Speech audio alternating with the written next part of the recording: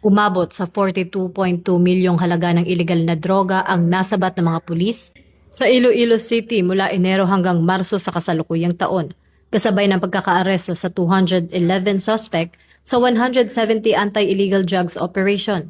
Ayon sa ulat, kabilang sa mga nahuli ang 63 high-value targets at 146 street-level offenders, habang tinatayang nasa 6.2 kilo ng shabu at ilang marijuana ang nakumpiska na malaking dagok sa operasyon ng mga drug syndicates sa lungsod. Pinangunahan ng Philippine National Police sa pamamagitan ng Iloilo City Police Office ang sunod-sunod na operasyon, katuwang ang iba't ibang unit tulad ng City Drug Enforcement Unit at mga police stations.